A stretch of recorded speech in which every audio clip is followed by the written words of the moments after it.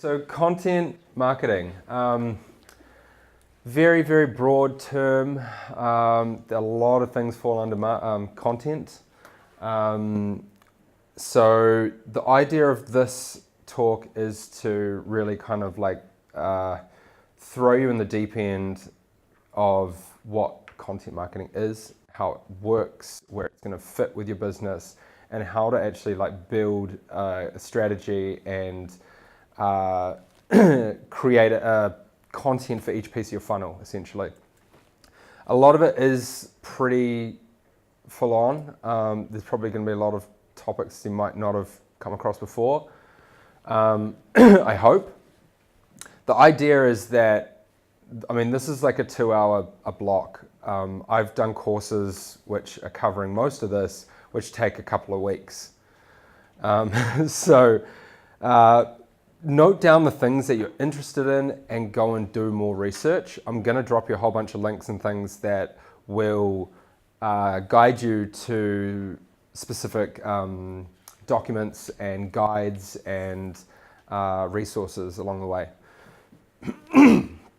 Cool. So Nat mentioned a little about me before. I started professional life off as a web designer at 17, and then started an e-commerce business, e-commerce retail, doing a fashion label called Crowd Elevator.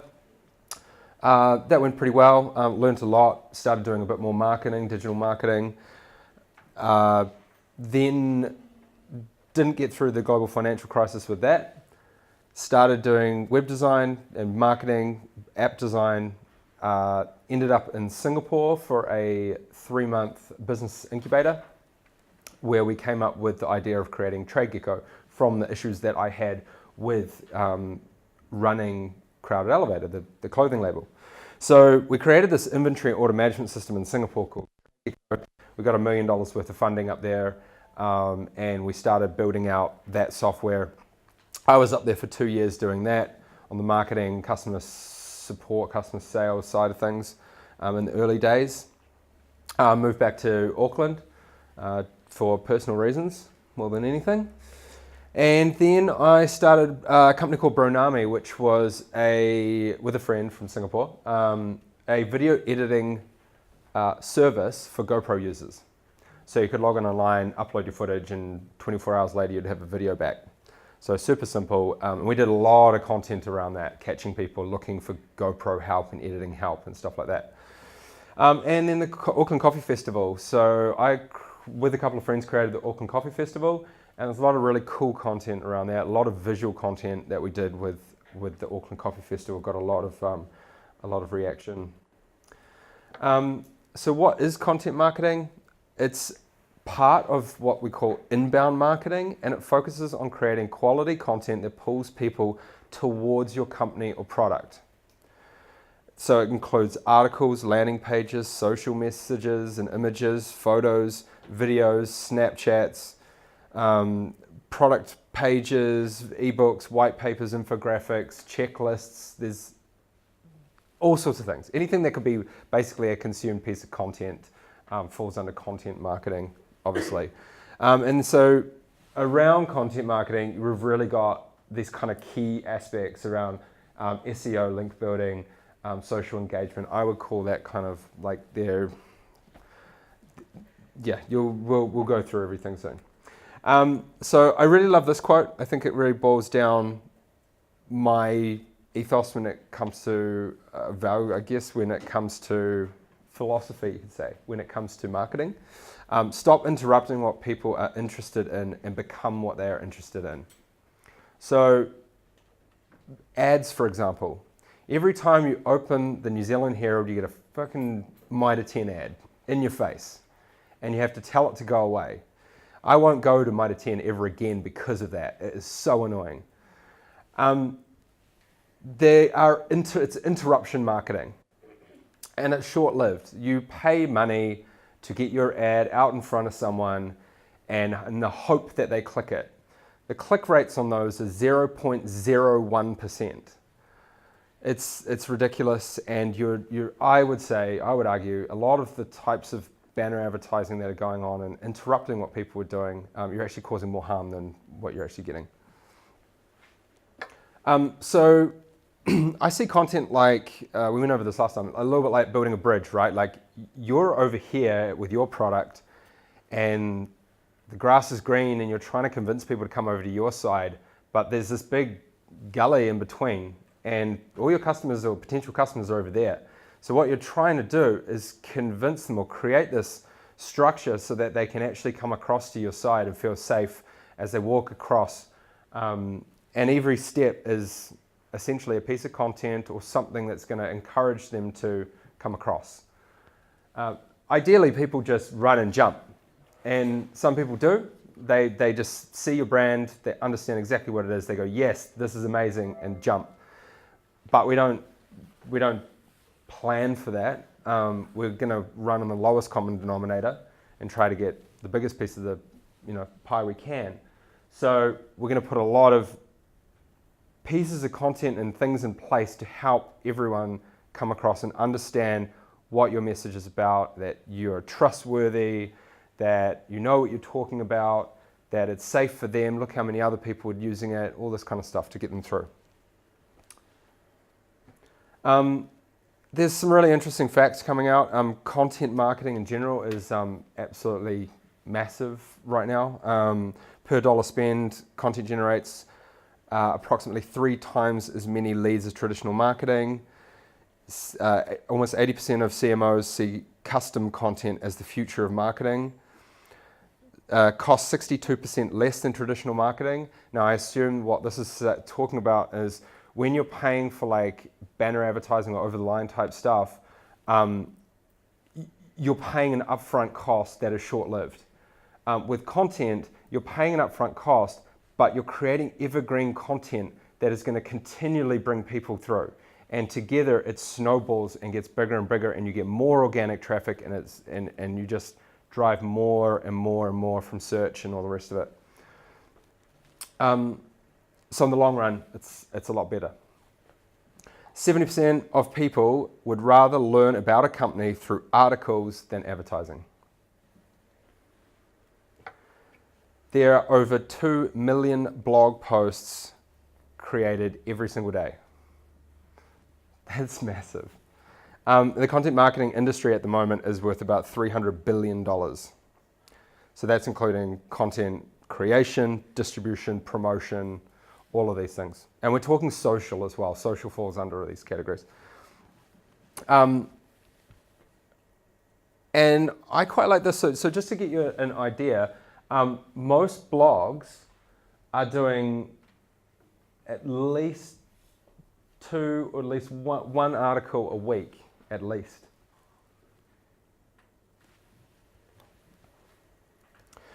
So we started doing this with Bronami.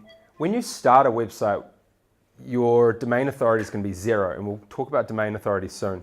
But essentially, it is a scale, a weighted scale from 0 to 100, and you pretty much start on 0. And it takes a long time to build up your reputation with Google, your domain authority. So creating a lot of articles, getting people onto your site, there's a number of ways you can increase that and drive more traffic, organic traffic. But we did this with Bronami, and over about 12 to 14 months, we got it up to like kind of past about 20,000. That's unique users a month, which is pretty good. I learned a lot doing that. This little dip here this is what happens when you change your domain.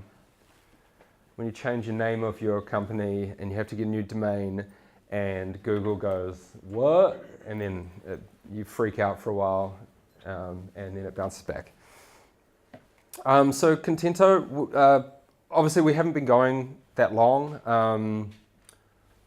So the new product or software that we've been working on, Nelson and I, is a platform for brands and agencies to offer articles out to publishers. So we only launched in March, so again, starting at 0. We kind of started using our own system around July and started blog posting, offering our articles out to other media, and starting to get those backlinks, which increases your domain authority, which we'll go over soon.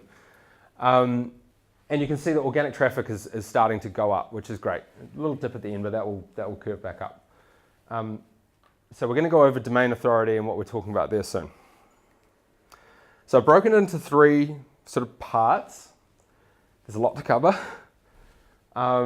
Objectives, research concepts, then we're going to planning, creating content, how to distribute it, promote it, and finding resources to actually do it all.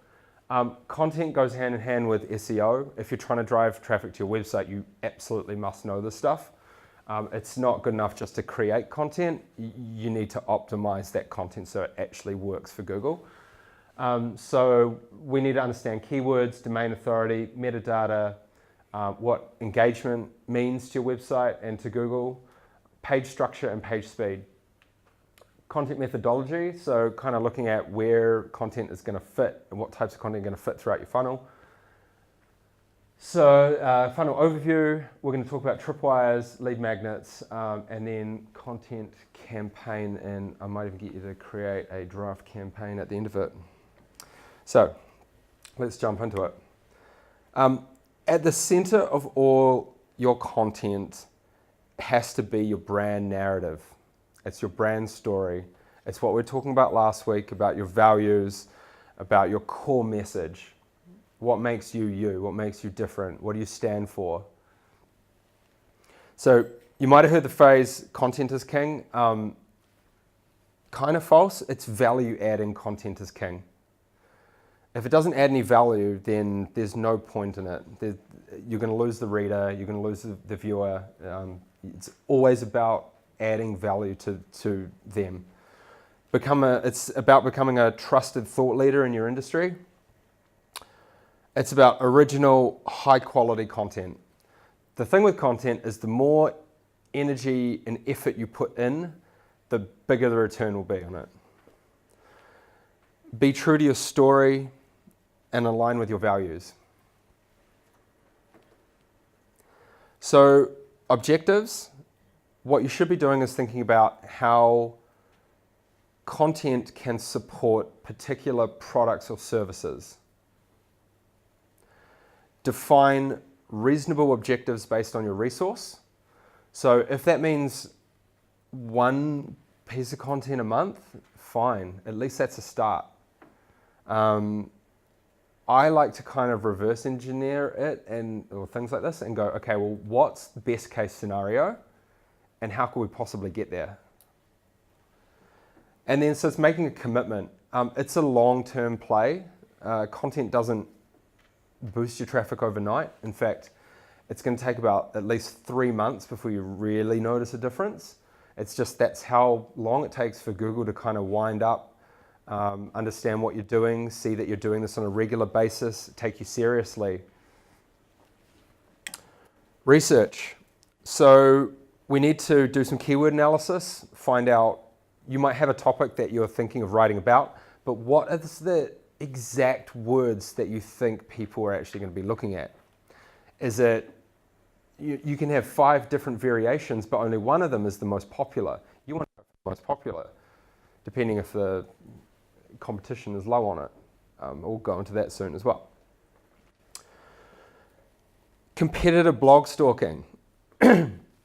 So, first of all, the research and concepts kind of go hand in hand, and they kind of go around, mix up a bit, because while you're doing analysis and competitive stalking and so forth, you're going to come up with a whole bunch of ideas. So note those ideas down, like all the time, note ideas down. Blog stalking, go to your competitors and find out what they're talking about.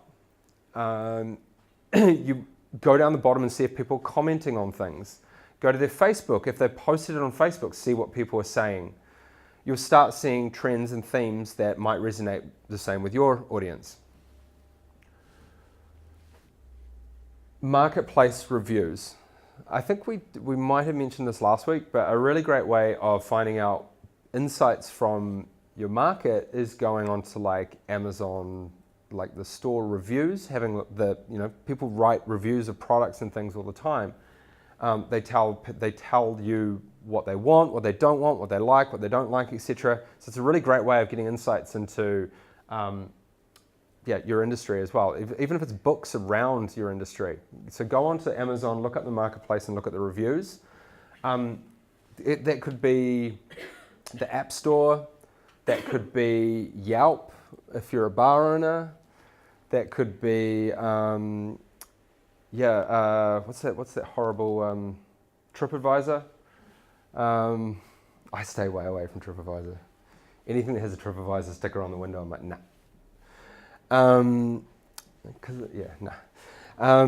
Anyway, so concepts. So writing down your concepts for content, really important. You should have, I just write them in my notes. You'll come up with crazy things all the time, like in the shower or when you're driving, or just silly times. Anyway, write everything down and write it down in enough detail that you will remember what you're talking about.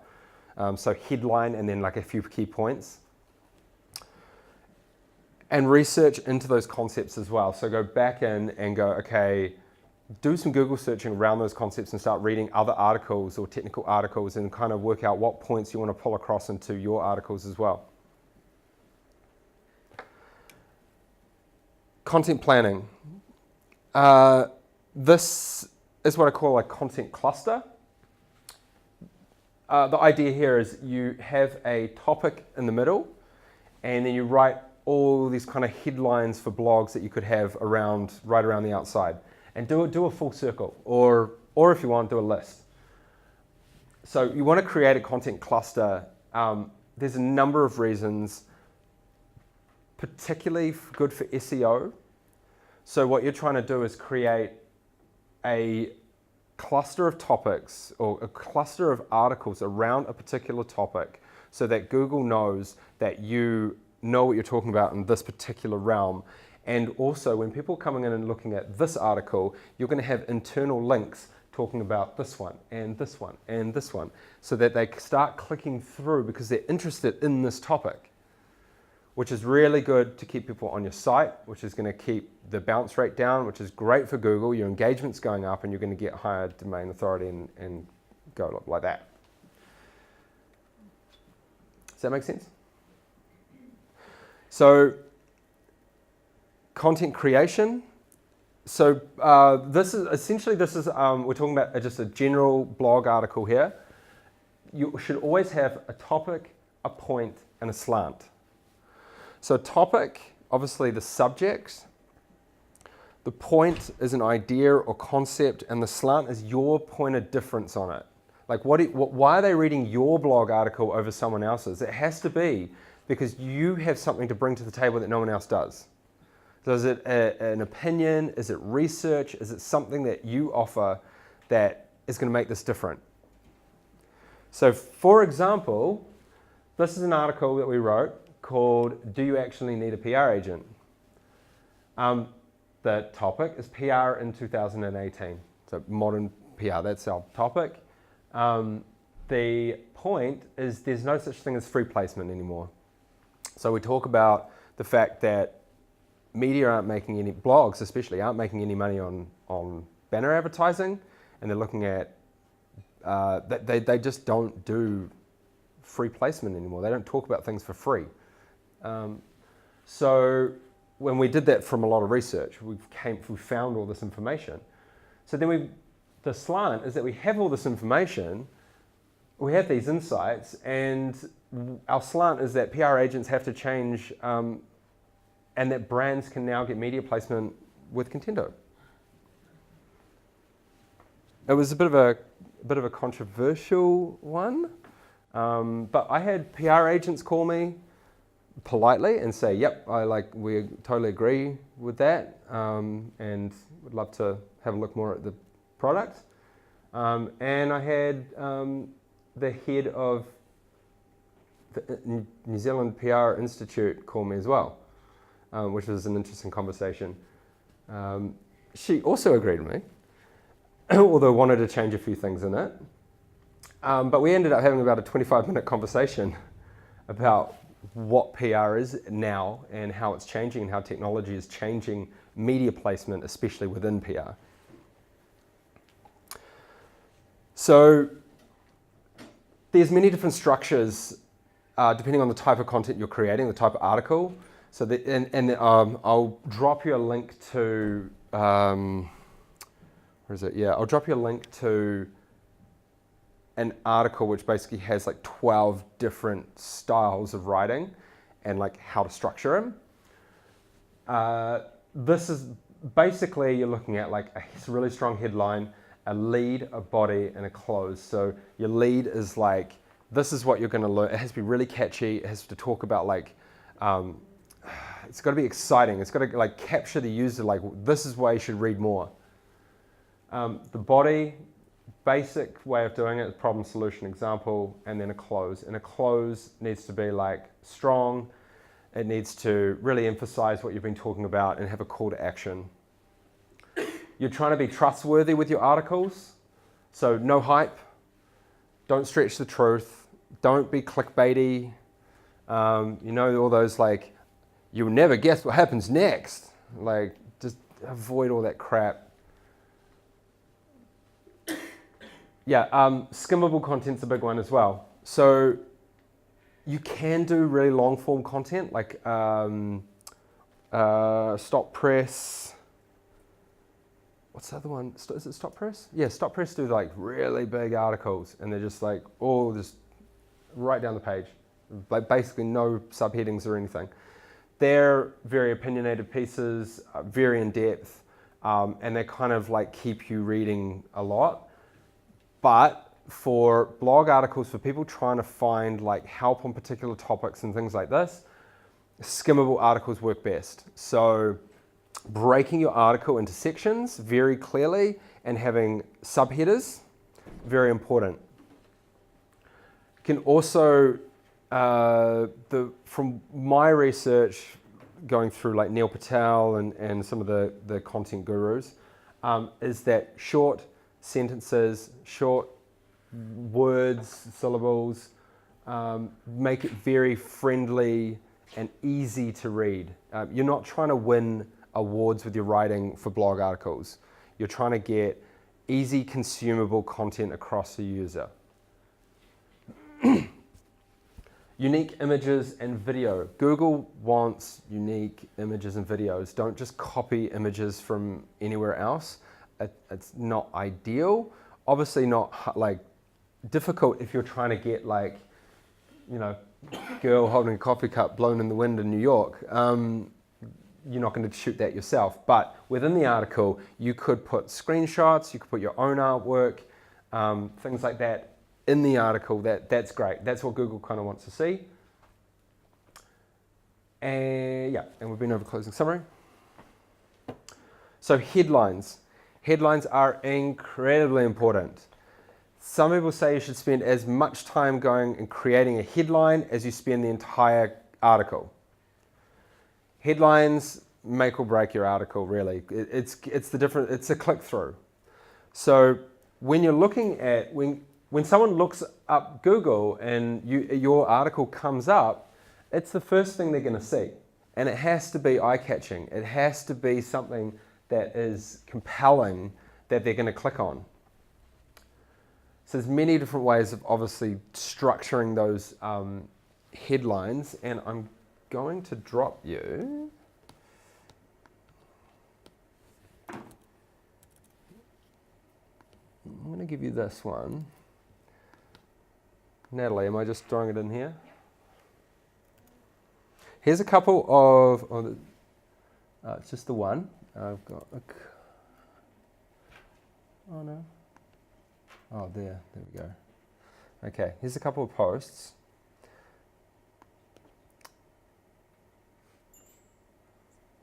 So there's one there from CoSchedule, and it's got types of content. Actually, where's the... Oh, no, I did the wrong one. This one. Oh, you've got the next one as well. So this is the Neil Patel step-by-step guide to creating powerful headlines. I would highly recommend going through that, and yeah, it's great. He's tested everything. So he's got all these different, like there's about 10 or 12 different types of headlines, and then there's catchwords and things which make those headlines powerful.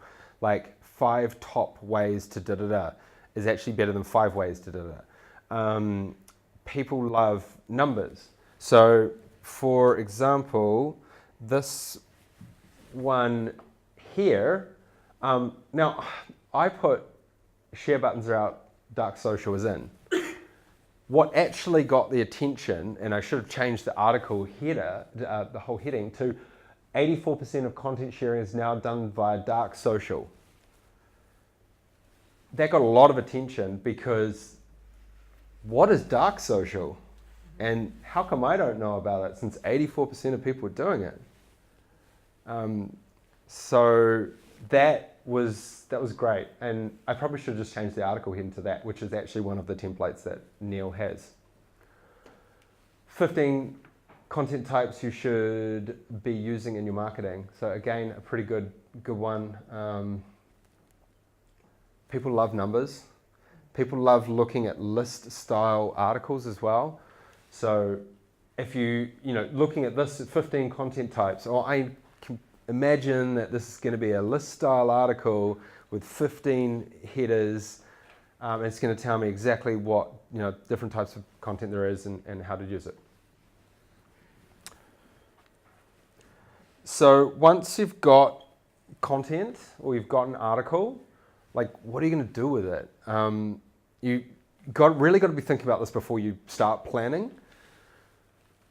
Is it going on my blog, your company blog, or is it a guest post? Is this something that's going to go out on another website? Is it a platform article? So like LinkedIn, Medium could be another one. Facebook, they all have an area where you can create an article. So they actually host that article themselves. Or is it a video that's going up on YouTube? So you really got to think about content, and then how are you going to distribute that content? Like where does it actually go? You should be doing a bit of everything. It shouldn't just be going on your own blog. Especially at the early days when you don't have your domain authority up and Google's not sending you much traffic, probably actually better to get on other blogs, which we'll go over soon. You got to think about promotion. So if you're doing it on your blog, then how are you going to get people to it? So leverage off it and put it in your newsletter, put it in your social posts, post about it on Facebook and stuff. Browser notifications is a new one, so people can sign up. I don't know if you've seen really annoying pop-ups that say, would you like to receive notifications from this website? And you just hit accept. And so every time someone posts an article, you're going to get a notification saying, hey, Contento just posted a new article, click here. So it's kind of like another way of subscribing. And in-app notifications could be another one as well. If you've got an application or something, do you have something that pops up saying new blog article available? Resource. There's many ways of creating content. You can do it yourself. Probably one of the better ways of doing it. Just put time aside each week and know that, okay, that's my block which I'm going to write. For me, I find it better to write either early in the morning or late at night, just when everything else is shut down. You can do collabs, so work with other people, partners, ambassadors, bloggers, media, influencers, that sort of thing. Or outsource it. Hire photographers, videographers. There's heaps of content creation agencies out there now. You could just hire a writer directly. You can even buy articles.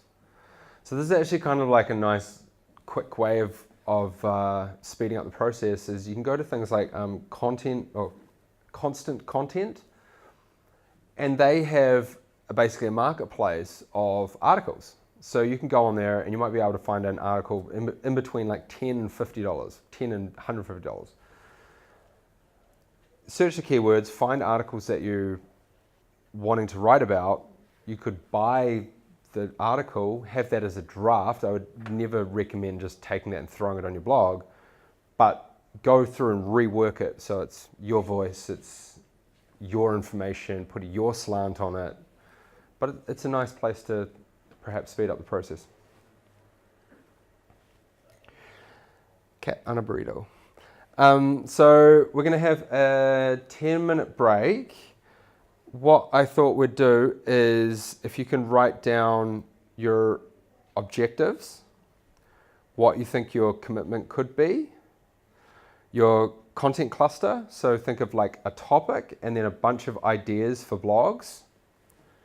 And then just think about, write down like where you'd go to do your research.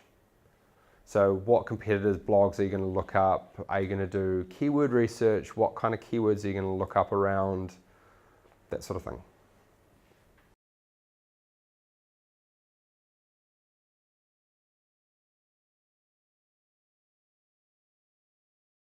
Okay, so part two. We're going to go into SEO.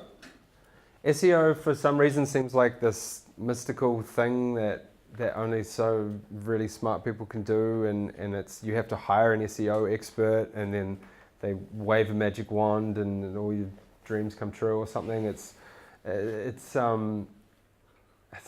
is ridiculously complicated, but there are core things that you need to know when it comes to content. There are over 200 ranking items, so I don't think anyone knows exactly how much weight Google puts behind each things, but there obviously a lot of people do a lot of tests and try and work everything out. When I talk about ranking items, I mean like when Google looks at your website, it looks at page speed, it looks at if it's mobile friendly, it looks at what keywords are where, it looks at how it's going to rank you, it looks at how internally linked it is, it looks at how many pages, it looked at 200 of these things or more.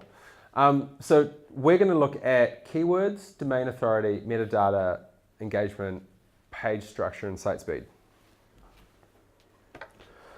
Keywords. Keywords are incredibly important when you're writing content because you want to optimize that content for the most amount of searches, right? You want to work out which of these 5 similar keywords is the most searched for with the least amount of other pages going for it, so that you get more traffic through to your article.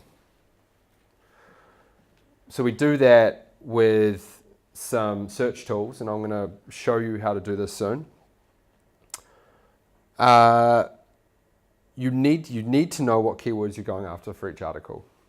But at the same time, you don't want to keyword stuff your content. And what I mean by that is you can't say, we are a chocolate chip cookie company and we love chocolate chip cookies and we make the best chocolate chip cookies and you've ever tasted, and my family loves our chocolate chip cookies. They're the best chocolate chip cookies ever. I want a chocolate chip cookie.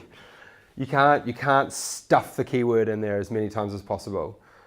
Google sees that as you're just trying to game the system, and it won't get ranked as high as what it would if you naturally talked about it. So you need to naturally talk about your keywords, but you need to understand that how to use those keywords and the density of that. So always use your keyword in your H1, so your main header.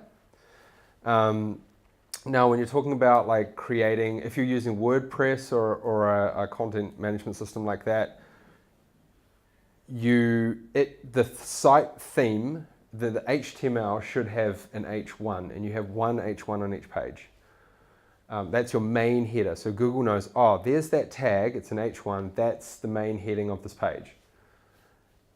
Then the subheadings are all H2. So priority H1, and then the subheadings are all H2s. So you want to have your keywords at the start of your header, of the main heading, and you also want to have it in your H2s, but maybe not all of your H2s.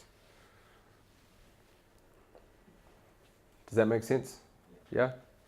Okay. The keywords should be in the URL. So again, if you're using like WordPress, you can select what the extension of the domain is going to be. You need to make sure that it is in there as well. It usually just takes it off the header. Keywords in the first instance. So within the first part of your sentence, it should be there as well. The word density. So your keyword should come up once every 200 or 300 words. And you can play around with this as well. So you have a main keyword, but you can start sort of using words which are very similar. So someone might say guest post, and we have a guest post article, but I might use sponsored post instead of guest post occasionally as well. So then you kind of rank for both and they're related. So keywords in the meta title and the meta description, which I'll talk about soon as well, and how to edit those. So the meta title and description is what's actually shown when people like do a search. Keywords in the image alt tag. So every article should have at least one image, and that image has what's called an alt tag. So it's an alternative description if the user has images turned off, which no one does. It's a relic from the past. Or the images don't load, for example. Basically what happens is it will come up with a square box with that alt text in it. But Google looks at that and you should have your keyword in that as well. You can do that when you insert the image using a CMS like Squarespace or WordPress. You'll see alt and a field and you can put it in there. Include internal links. So you should be linking keywords to articles related from like other articles. So if I've got an article talking about sponsored content and I mention in there about backlinks, I link backlinks to an article about backlinks. Is that clear? We'll get there. We'll get there. Okay, so I use Mangles. So this is kind of like I like using this keyword search engine. So you can use, or keyword planner. You can use Google Keyword Planner as well. I prefer this because it gives you more information, a lot more information that Google gives you. You can see who else is ranking for those keywords, and you can go off and look at their content, what pages, what blog article of theirs is actually ranking for that, and getting an idea of the topics and subtopics within that article as well. And you also, so what you're looking for is video editing service, right? And then it's going to pull up all the sort of keywords around video editing service. So I was going to go with video editing service for my blog article. However, video editing company actually gets more searches a month and is the same level of difficulty to earn. So I might actually go for this one now. So you can see you might have an idea for a keyword, look it up and then go, oh, actually, if someone's searching one of these two, I'm pretty sure they're searching the same thing, right? You're either searching a service, but a service is going to be a company. So I'd assume the intent is the same, and this one's getting more searches. So I might as well just change it to company instead of service.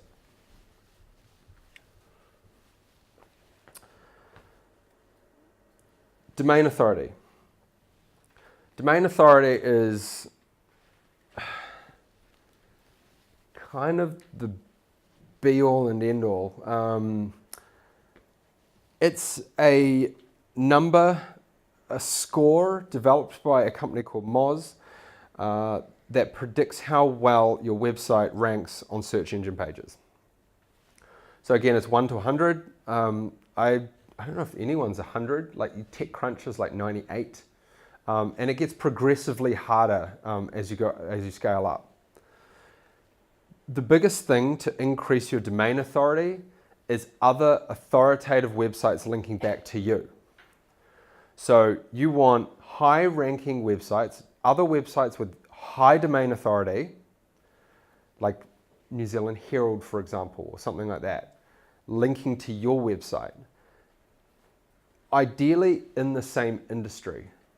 So something like the Herald, Google knows that they have an entertainment section. Entertainment talks about, bars and restaurants and stuff, and it's linking through to your bar. It knows that it's giving rank choose that way. But if you're a tech company, you want something like TechCrunch linking to you. So Google sees that and goes, wow, okay, this company over here, Contento or TradeGecko, is linked to from TechCrunch. These guys know what they're talking about, therefore they give this other company, you, that social proof.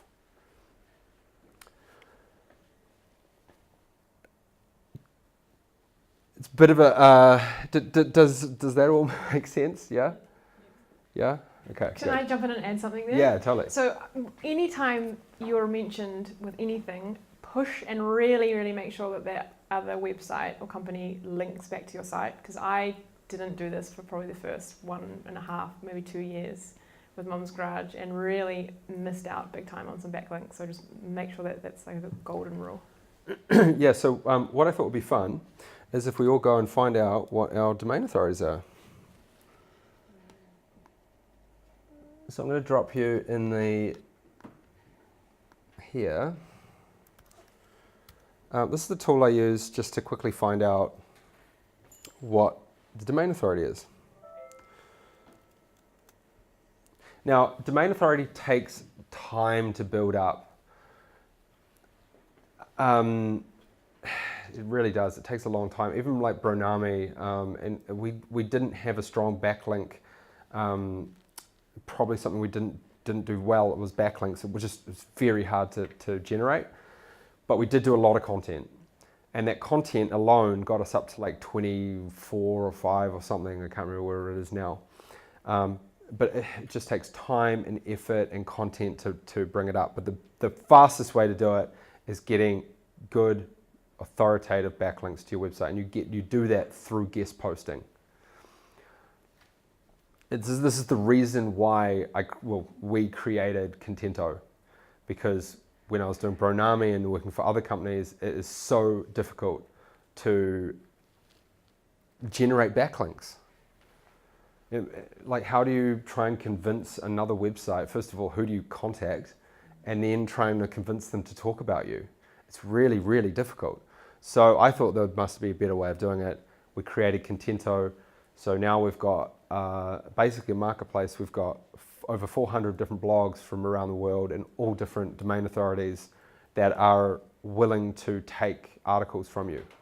So you just upload an article with a link to your website in it, and offer it to a bunch of media. They'll come back and say it might cost you $10, it might cost you $100 to post it on their website, but for that high domain authority backlink, it's absolutely worth it. So have a look what your domain authority is. Has anyone done it? Yeah. What are you? 0. I don't know what it means. The DA. The DA. What's the DA? 8. 8. Okay. And when did it go live? A year ago. Ooh, okay. Got some work to do. Anyone else? Don't be embarrassed. Come on, we know they're going to be low. Yeah. 26. 26. Woo! When did you put the website live? Like 2.5 years ago. Yeah. So it's small, sorry. Oh, sorry. It's I don't have the thing open. smallseotools.com and then /domain -authority -checker. Can you show us how to get to where you're dropping links? I don't know how you're getting to where you're dropping links. Oh, to the into here. Yeah. So this is the Mum's Garage Mighty Network. Yeah. So it's like a community thing. So Natalie, did you get an invite? Yeah, no, I'm there, but how do I get Oh, go to Spaces. Sorry, into Spaces. Ah, the aha moment. Yeah. Okay, found it. So yours or top or? So spaces and then deep dive marketing series. And then do you just, if you scroll, And then it should all pop up. So if you scroll down, there we go. So this is the domain checker here. okay. So I think I finally got it. So now, Yeah, there you go. you just pop it in down here.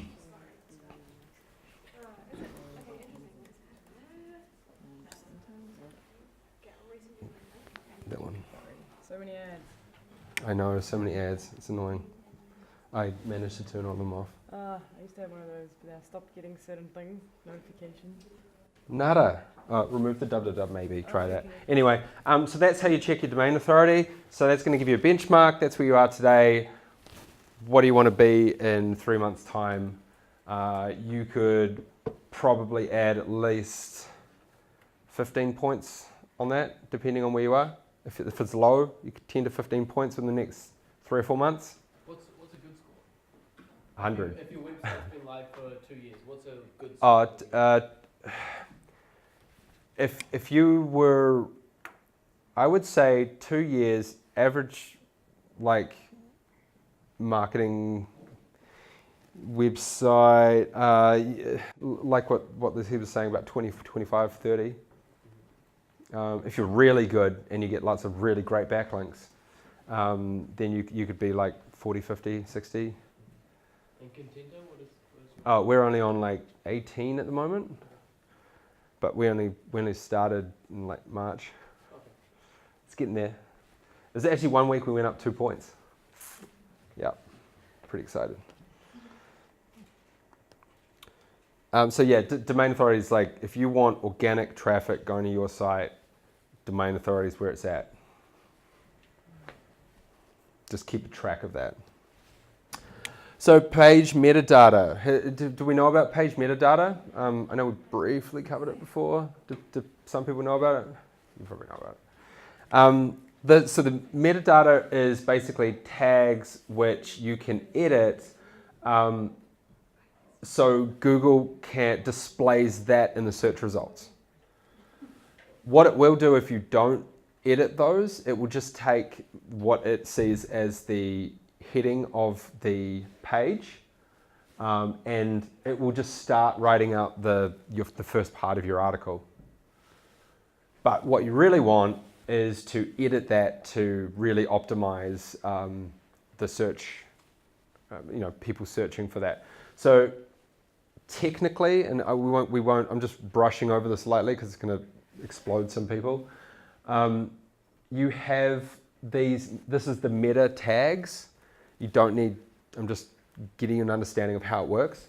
Under the code of the website, you have the meta tags, and that's where Google's pulling it up. So you meta, name, description, and then the description. So that's different to the actual body copy of the article. And then you have things like OG, Open Graph, image, Open Graph, and things. That's what Facebook uses, similar way. And you have Twitter, but no one uses Twitter. So for example, in WordPress, we use a program called Yoast. Yoast is awesome. It basically gives you like a lot of control and a lot of SEO stuff around there. You can edit your title and your meta description, and it literally tells you how to make it better. So what I might do is actually edit this one, because I don't want Contento hyphen and then the title. I want guest posting platform for smart marketers, and then maybe hyphen Contento. I think that's going to work better, because I want guest posting at the start, because that's a better keyword than Contento. We already get Contento by default. And then this could obviously be better. The readability is down here, probably because I've got this big sentence here. So what we could do, I'll just show you quickly how easy this is. Now, these make a massive, massive difference to the click-through rate on your search.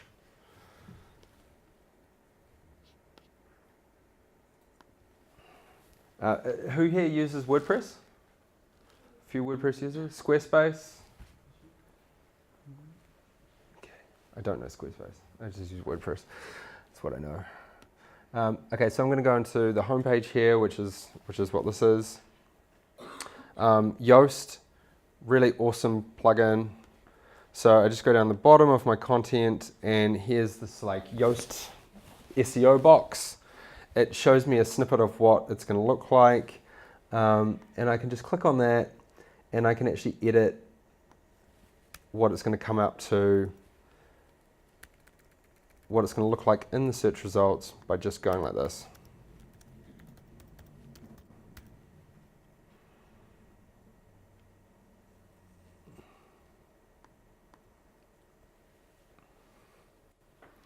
You want to have your keywords in there as well. So making sure that your keywords are in the meta title and the meta description is really important. Less important than what it used to be. This, when I was 18, what was that, like 16 years ago or something? That was like one of the most important things with the website. You could just play around with that and fly up the rankings. It's less so now, but it's still important.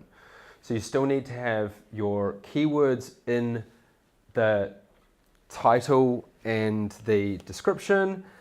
However, you do need to write it in a way that is engaging for the viewer to click through. So SEO and content engagement. The one thing Google wants is high value content, and they base a lot of that off how engaging the content is. So how many words is on the page, there's basically an algorithm to how it works out how engaging that content is. Basically, it's time on page. So if you can keep the person on the page for as long as possible, that's the goal. Don't write 500 words of fluff and someone comes in, clicks and goes out. You're going to end up going down in the rankings because it's not engaging, and Google isn't going to rank you for those keywords anymore because it's not worth giving away. It wants to show people high value content that they're going to hang around for. If you can get over 3 to 5 minutes on the page, it's awesome. Most is kind of around like 30 seconds to a minute and a half. If you're around that, you're probably hitting the wrong market, or your content is not engaging enough. So there's ways that we can keep people on the page. Long, engaging content is one of them. Read on triggers. In this article, we're going to learn such and such. Read on. We're going to talk about this subject later on down in the piece, or stuff like that. So just keep them engaged, keep them knowing kind of like triggers to keep them reading on. Images. People love images.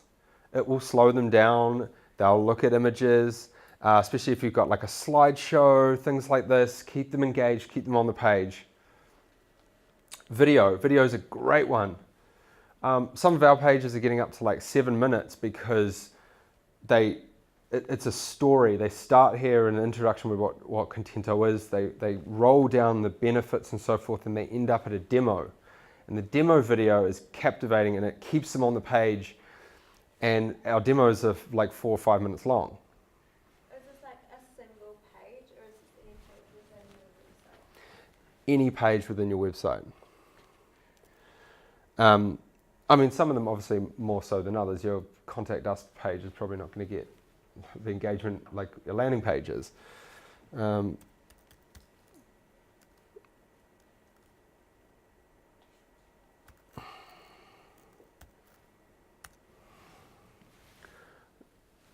So for example,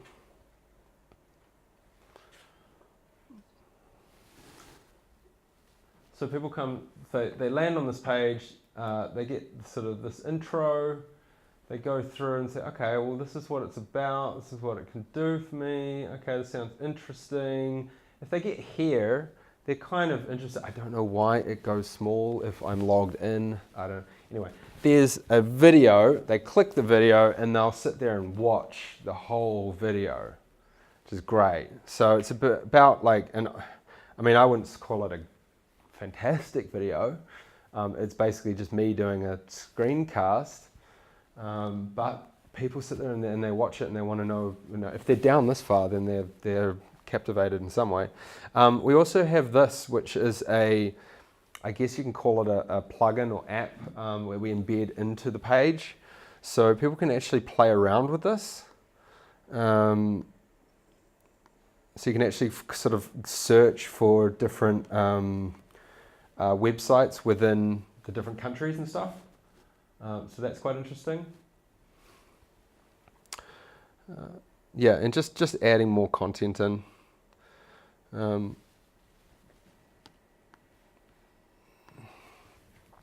So keep people on the page, embed video, embed interactive things like that. Internal links as well. So not just on the page, but keep them in your domain. Keep them interested in what you're talking about in your topics, and so you link to other pages in your blog and so forth. So you want people coming in and not just bouncing straight out, but you want them coming in and searching around. So your blog might have related topics down the bottom, or I find people kind of ignore those now. You can have call to actions, maybe in brackets and things, as in the article, and be like, read more about the such and such here, and then click through to that article. Article length. How long should my blog post be? According to the top pages, ranking pages across different keywords on Google, it is putting emphasis on content that is 2,000 to 2,500 words. So this is what I mean by the more effort you put into content, the more you're going to get out of it. That's not to say that a 500-word article doesn't have a place, but that might be more topical or newsworthy or something. But if you really want to have evergreen content that's going to drive a lot of traffic over time, you want to be putting a lot of effort in and getting it up around the 2,000 mark. And it can be done. We've got a couple. It takes time.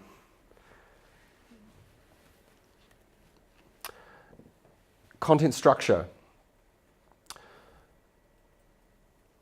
The content clusters that I was talking about before, this is a really good way of thinking about, right? Like you've got a topic, and so this topic might be sponsored content. And I have a bunch of articles around sponsored content. Now, these are going to be sub-pages of this one. So it's also, it could be a category, but this is also a page itself.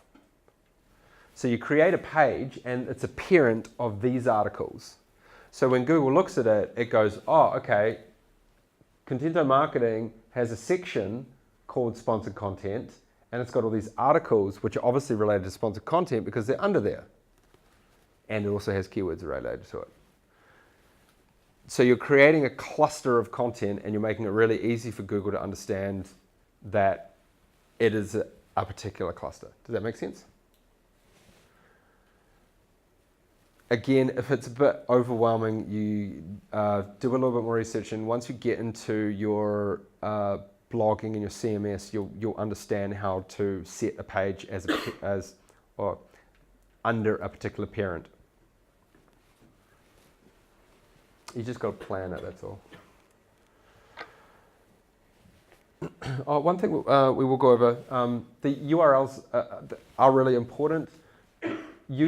Make sure that whenever you're doing custom URLs or anything, that you use hyperlinks instead of spaces. So just the dash. Don't ever join words together because Google will read it as one word. And don't ever double dash or anything like that. Page speed. Page speed is incredibly important. Incredibly important. You've got to aim to have your site to load under 3 seconds. And trust me, it's really hard.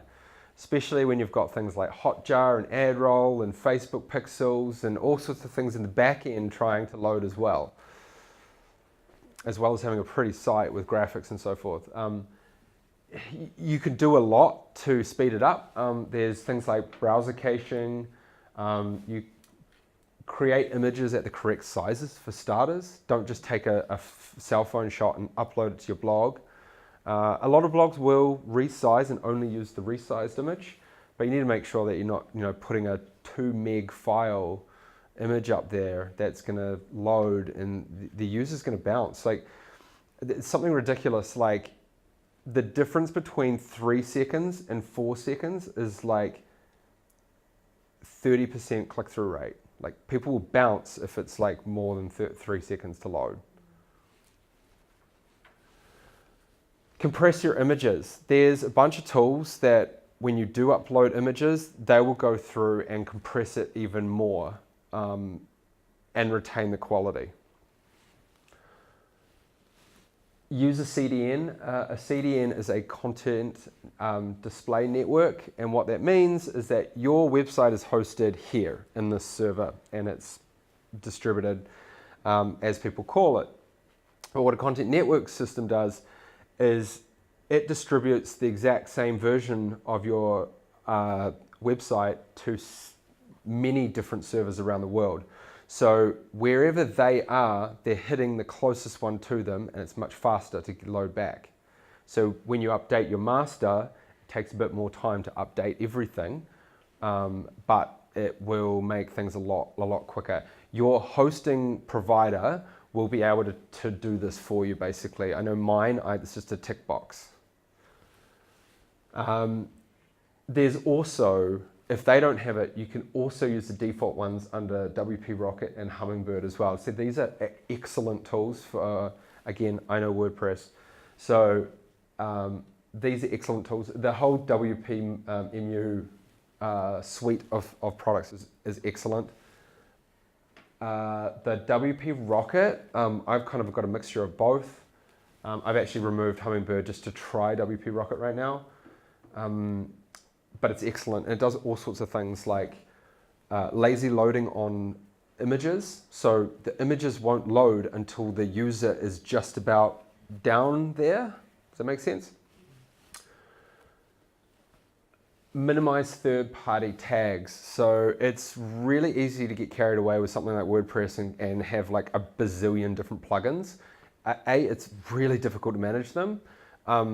It will just turn into a nightmare. So only use exactly what you need, and just reduce the amount of like tools that you plug into your website, and it will help bring down the load times as well, especially if you're not using them. So for example, we use Hotjar to record what people are doing on our website. Now, I don't necessarily need to keep recording all the time. So when I'm not using it, I go into Google Tag Manager and I pause it so it doesn't load.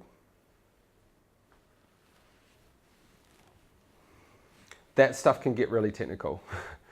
This is where it's worth talking to someone more from the SEO side of things.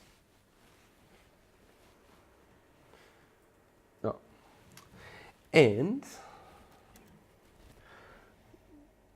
there is a couple of speed tools here, which I'm going to drop into the network.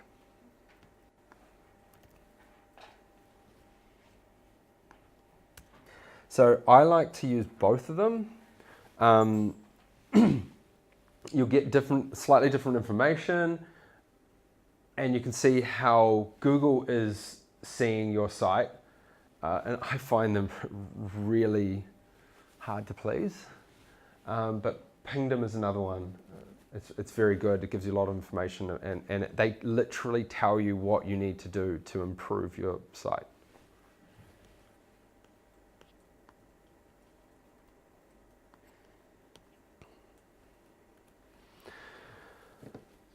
Okay, So you've got your content cluster and some ideas around content.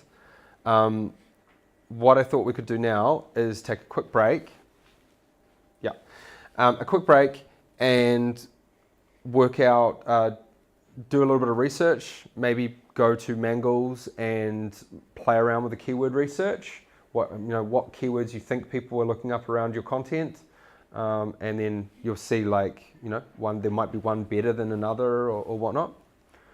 Content methodology now. So we're going to be talking about the different types of content, your sales funnel, lead magnets, tripwires. They're two kind of key components in your sales funnel, and a content campaign. So this is quite an interesting one. This is actually a great image I found. The different stages of your funnel, and then what content to use where. So awareness stage, generally you've got blog posts, newsletters, check sheets, ebooks, this sort of thing, how-to videos.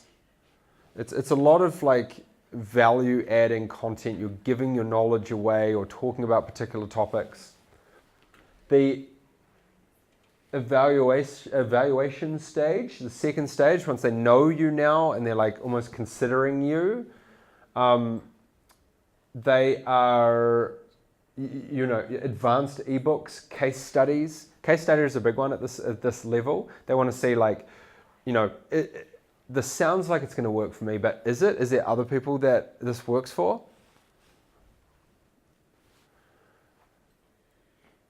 Demo videos, product sheets, product spec sheets, especially if you've got a complicated product, catalogs, things like this. So if you think about a blind company, for example, they're going to write a blog article or something that is awareness driven, maybe even an ad or something. You're going to click on that, you're going to come through, and you're going to land on a page talking about how great their blinds are or whatnot, and trying to convince you that theirs are the best, and get your questions resolved.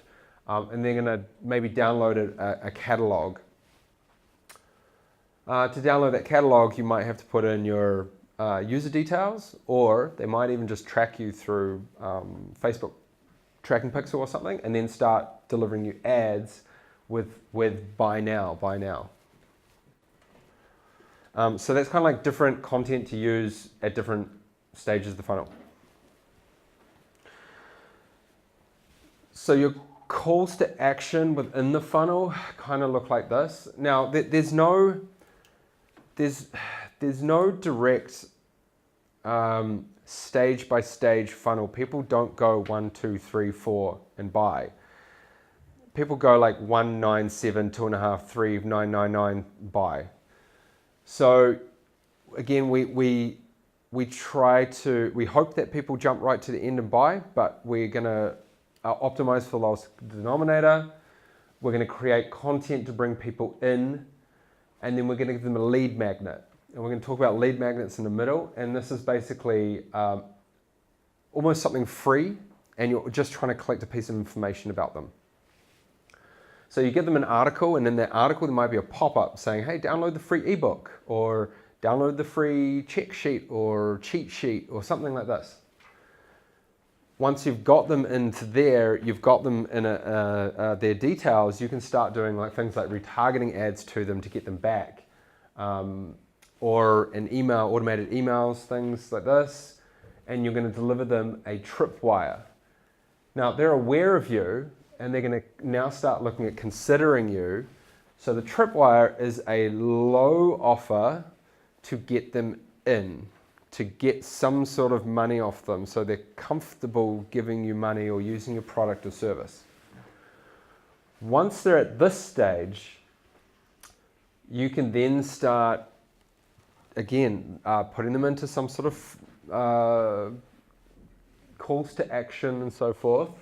There might be a phone call, automated emails, it might be retargeting ads again to get them to buy the core offer. So a free bribe to get information Once you've got the information, you're going to give them a really low offer to some sort of special deal that only they get to get them in, and then eventually you'll upsell them into the core offer. And we use content along the way. Is that pretty clear? So a lead magnet is an opt-in bribe. It's an offer to potential buyers in exchange for the information. So it could be downloading an ebook, a check sheet, a research paper, a resource list, a check sheet. It's some sort of template. It could be a toolkit, an app, a free app or something. It could even be a free product. Free fries with purchase or something. Coupons or discounts or something to get their details. Once you've got their details, you can then start doing certain pieces of content or advertising to get them in. So we call this a tripwire. So it's a low cost, low barrier offer that converts a lead into a customer. Now they're the first version of what your customer looks like. So might not be on the core product yet, but this is like the light version. So you might entice them with 20% off, $20 off. You might give them free credits or perks. There might be content or resources that you offer them that is going to bring them on and start paying you money. But it's that paying you money thing, is that mind frame between taking something free and I'm giving you my credit card details because I trust you now, or I'm handing over my money, and it's a safe place, the risks are low, and once I'm comfortable, I'm then going to buy your core product.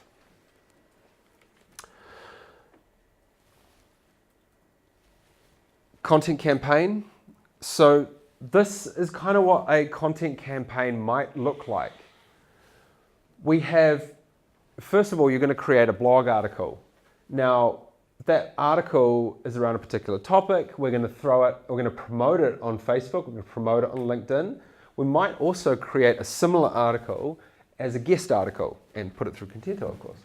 We're going to promote that once it's live on Facebook and LinkedIn.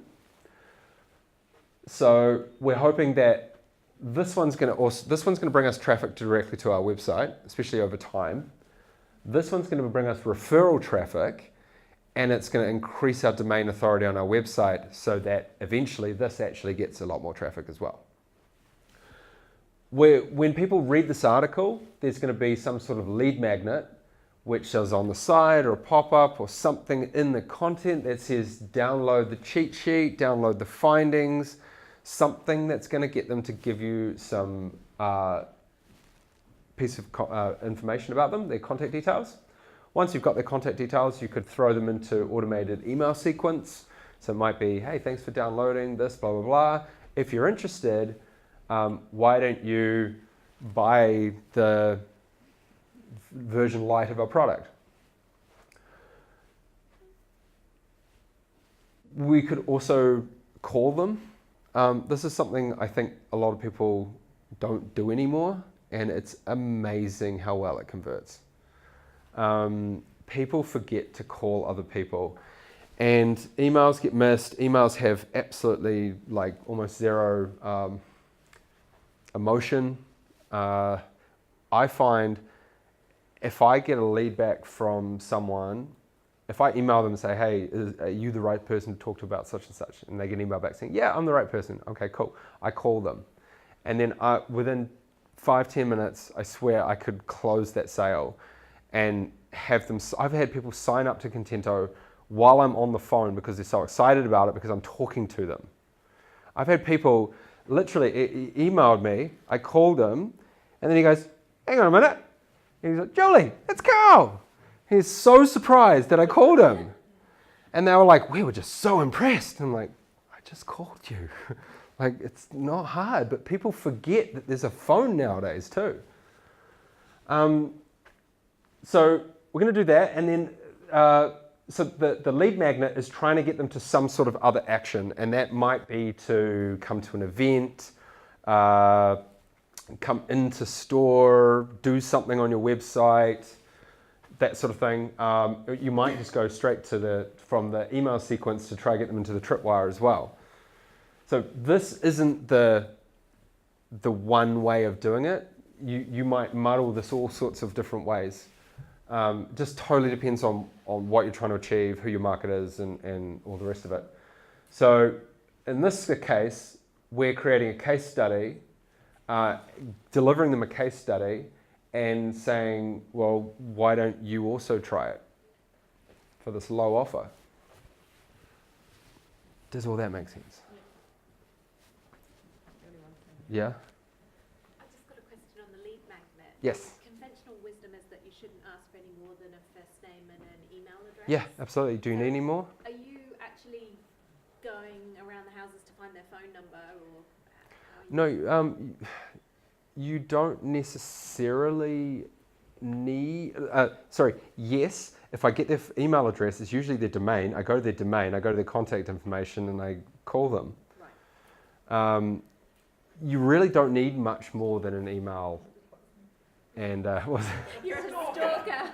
no, not at all. No, stalking is when you can't find the email address, so you go and look up their domain and who registers the domain and try and find out if they are the person that registers the domain and their contact details there.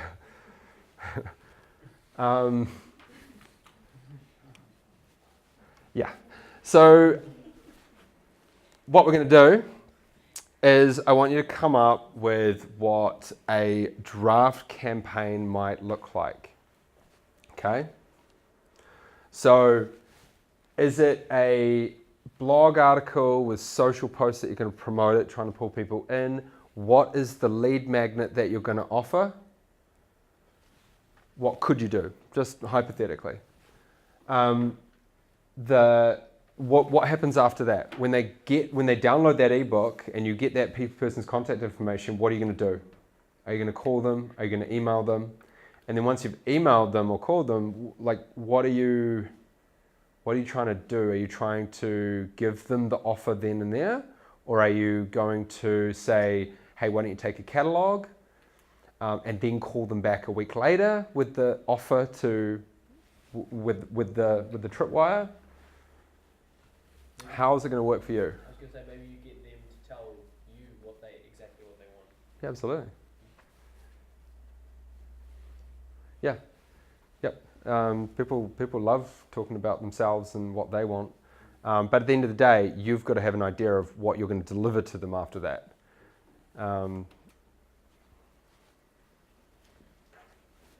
Make sense? Yeah. I guess in an ideal world, like when you have heaps of money and time and all that, you'd do this for B2B and B2C. Like you'd set up whole different ways to target both. And how does that work with a website? Like, because you don't know who's. So I guess in our case, we have customers buying our nut butters, from our stores and directly from us. But we also have like catering partners that use our nut butters in their products. So or retailers that sell our products through their stores. How do you know like who's coming to your website and kind of how to target them, or do you just kind of pick? Like I guess for us, we'd probably just pick B2C. You've still got a sales funnel with your wholesale accounts or your what do you call them? Yeah, you can say wholesale account. Or like Cafe accounts. You can say catering partners. Catering partners. Yeah, so you've got so they're a particular persona and they're going to buy in a particular way. Yeah. They're buying in bulk. They're buying more. They're probably wanting. Are they wanting to have a rep? Are they wanting to talk to someone when they buy? Are they comfortable just buying online? Do they call? I don't know their buying process, but that's all kind of like part of this. But before they even become a customer to start buying, like how do you get those cafes to or catering companies to know that your product is better than anyone else? I guess my main question is how do you, because if you have multiple customer types, like sometimes you don't want one customer type to be falling into the other customer type funnel. So how do you kind of target knowing that both exist? I mean, you don't have like multiple websites, you just have maybe different sections in your website. Yeah, absolutely. So you can have a wholesale landing page, you could have a catering services landing page talking about what you do for caterers. So based on what they're stuff like searching- that. Based on what they're searching Yeah. for, it'll actually take them to a different landing page. Yeah. Ultimately, yeah. And there could be content around each of those that are completely separate. They're linking to that landing page and getting them into that landing page, then offering them something. Yeah, that helps. And then linking, so if the wrong person gets to the wrong place, they have a way to get to the right Yeah. place. Like if you're looking for retail. Yeah, I mean, if someone's clicked on it and they land in the wrong place, they've clicked on it because they're interested. Yeah. They're not going to go, a lot of the time they won't run away. They'll go, oh, I'm not in the right place. Where is the right place? Yeah. Because I'm still interested. I mean, maybe it's like you still speak, keeping it in mind, like the whole time you still speak sort of to both types of. Unless you just make it very clear that this is for wholesale. We're talking about wholesale accounts here. And at the top, you've got, you know, consumer, wholesale, catering partners or something. Yeah. But yeah, you're right. They're going to have different campaigns, different journeys. I was doing some research onto what type of publishers my customers might read, and Medium comes up a lot.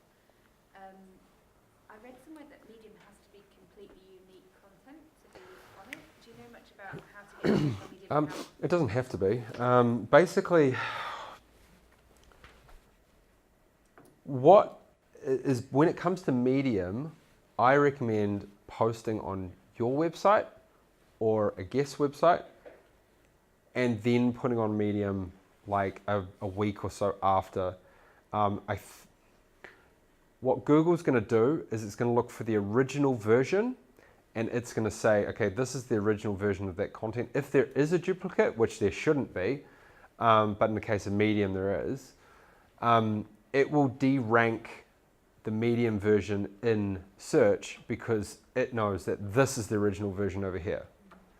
You run the risk of also de-ranking the original slightly, especially if there's many copies. It will just wipe out the whole lot. It's called duplicate content penalties. You don't want duplicate content. We actually have a tool under more content tools.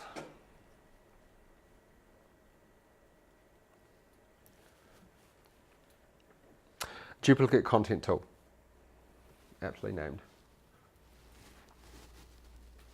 So what this is going to do is you can put in your title, paste in the original copy, so it could be the whole article, set the original, and then it will come up with a progress bar to help you guide you through changing it a minimum of 30%. It's actually quite a lot, and you can't just copy and paste, you're actually changing everything. And then after that, it will be a unique article in the eyes of Google and so forth. So publishers will agree with and stuff. Yeah. Does take a bit of time, but it's kind of a easier way of creating articles around the same topic and being able to make sure that is a unique piece of content.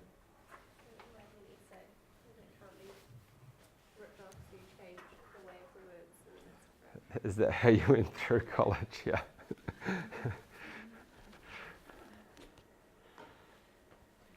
Okay, so we're going to spend 5 minutes I want you guys just to think about that, write down kind of like a tree like this, your articles, what you're trying to get people to do, and a possible sort of sequence. What does your sequence look like?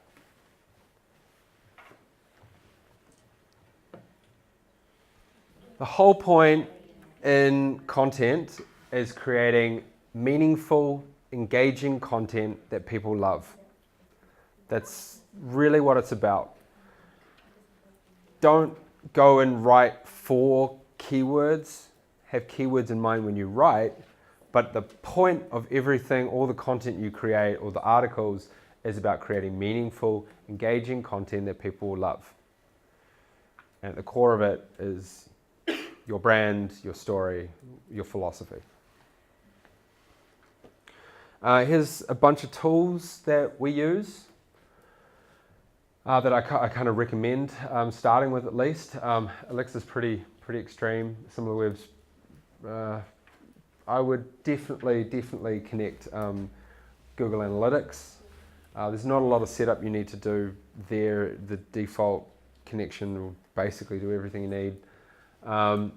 Keyword Planner Mangles, we had to play around with that. Moz is another one. You can put your website in and the keywords you want to rank for, and it will compare you against your competitors over time as well. So it can show you if you're going up and down in the rankings depending on keywords. Yoast, great for WordPress and being able to optimize things better, change the metadata and so forth. CoSchedule. CoSchedule is an app which connects to various sites like WordPress. I'm not sure if that's Squarespace, it might be. But it's basically like a calendar, and you can schedule specific articles to go out when. And you can work with team and have different stages of content and all sorts of stuff like that. SpyFu is interesting, but very, I would say, quite advanced. You can go in and view what ad words your competitors are running, so what ads on Google they're running. And you can see kind of like if a particular competitor is running an ad over and over again, it's obviously working for them. You can see it month by month. So if there's an ad that runs consistently, you know it's working for them, and you know that messaging must be working for them. Copy it. Quick Sprout, again, awesome. Actually, I think he's moved basically everything onto his Neil Patel website. I'm going to give you a whole bunch more links in the community forum there with essentially everything we've covered is like there's a whole nother day of learning on it. So pick out the things you really want to focus on and dive deeper into those. I highly recommend going through everything that Neil Patel puts out, or Quick Sprout. Moz is another really good blog, and CoSchedule as well. All like Yoast, another one. They're amazing. They just, I mean, they're in the content marketing space, so they've really doubled down on content and created some really great pieces to teach you how to do a lot of this.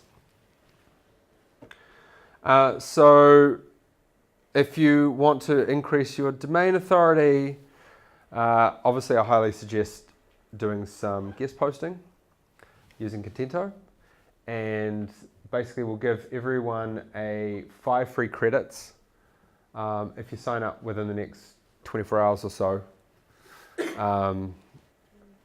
Just if you register, you just need to hit us up on the intercom message, and then I'll drop you credits if you want to do that. Cool. Any other questions? Was it all pretty clear? It was pretty full on? Some parts? It's all good information. like I assume there's a lot of stuff there. I hope you've taken notes on the things that you seem to be important, and just jump back onto that community and ask. That's going to be a great space just to ask questions and be like, I need help on this, and we will literally send you stuff to guide you down the right path or answer your questions there. Okay. Go on.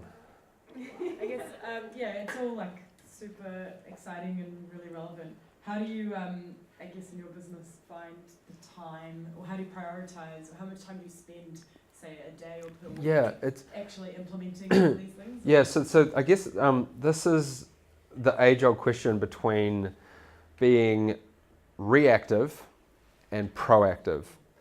And I come down, I have the, I guess it's a startup thing, but you've got to ruthlessly prioritize. So I literally turn off my emails, I put on do not disturb, I don't answer things, I put my phone down, and I go, no, I have to write this article, I'm going to spend the next 2-3 hours just knocking this out, and everything else the world is not going to explode. Just be ruthless. I'll spend the first part of my morning doing emails and stuff, but you can very quickly get dragged into that email void, but there's always a new email coming in. And you know what? They can wait a day. There's no real hurry. So just think about what's actually important, what your objectives are in your business, or what we do is at the start of the week, you go, okay, what's our objective this week? And we have maybe we have an objective each or together, but everything outside of that can wait. Apart from the hour in the morning of doing admin and support and bits. But you just be ruthless. It's like you're building an asset, so you got to spend time building the asset rather than just when you're responding to things, you're not building the asset. If you're constantly just being reactive, it's kind of like this kind of just linear process where you need to spend time on building. Yeah. Any other questions? I just want to get to the bottom of when you published a blog. Mhm. Is it okay to go and change it? Oh, yes. Yes, absolutely. So if you've got a blog right now, what you can do is use 100%, go and change it. Google likes to see you updating content as well. So a great way of doing this is looking at what articles are working and adding more to them. Because again, the more content you have, the more time on page, you improve those because you go, wow, okay, this is actually working, let's make it even better.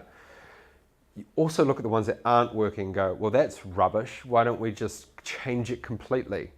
Or you can look at content or articles that you're not getting the click-through rate for. So it's getting impressions on Google, but it's not getting clicks, which means your metadata is probably really shit. And it's not captivating enough for someone to actually click on. So being able to go in and change that is going to help change your click-through rate. So you can get that information from Google Webmaster Tools. So look at click-through rate compared to impressions. With that in mind, do you have to mention somewhere in your blog that you edited it? This No. is now edited. Okay. What if your guest people have shared it and it has different messages than what they? It will say at the top. It will say a good good blog platform will say at the top. When it was last week. I mean, if you're editing something pretty heavy, you should definitely say that you've done it. Sure, right? You would do that. It depends. If you're wrong in it. If you're Stop Press, for example, and you're doing an opinion piece, and all of a sudden you change your tone and update some facts or something, then absolutely say that was updated. But if you're adding to a how-to blog, you're not getting the same people coming through twice. It's not going to the same community, and so forth. So it doesn't matter. And if no one's reading it, then you want to keep tweaking it until you. Yeah. It's like a product, and a mini product in a way. You push it out, and then you keep tweaking it until people read it. Yeah, but it's actually a great way of improving your site rank and your organic traffic and so forth. Is just looking at what you do have and improving on it. How often should you do a blog? I think a good target is once a week. And I think that should be a mix between your own blog and guest posting. I'm not saying that just because I'm totally biased, but it just, especially starting off, it's the backlinks that are going to help drive everything else up.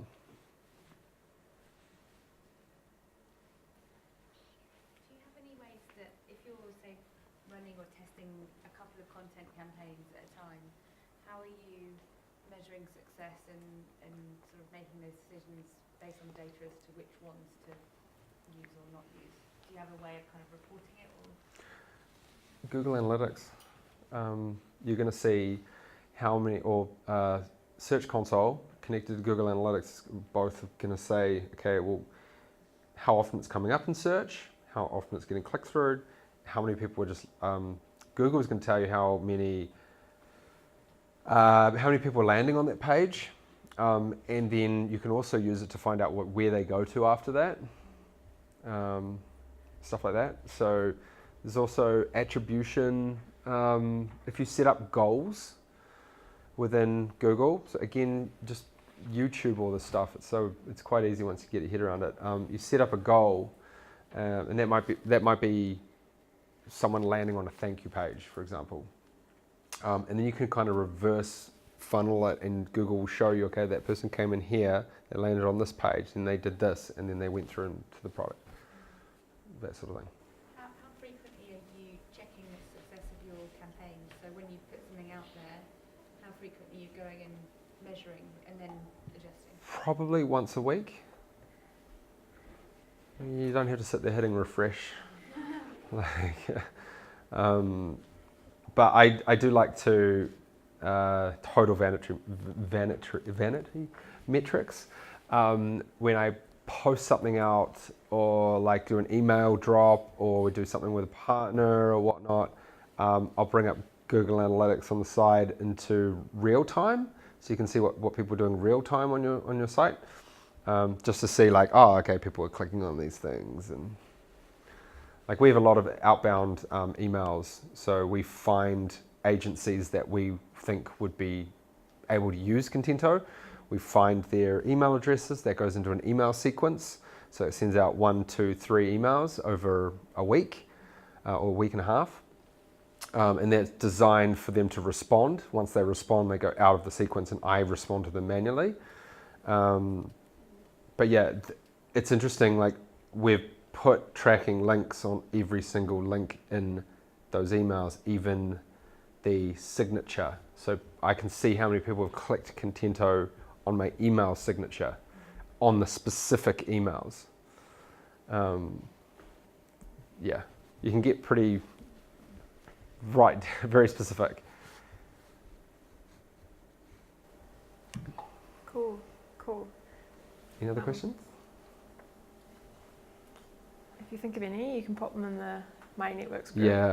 Yeah. No such thing as a dumb question. Ask even like definitions around what does this word mean. Yeah. Cool. And one last thing is we'll be going into more details on Google Analytics in the 5th workshop, which is SEO and website optimization. Cool. Thank you. Thank you, Carl. That was amazing. I learned a lot from that too.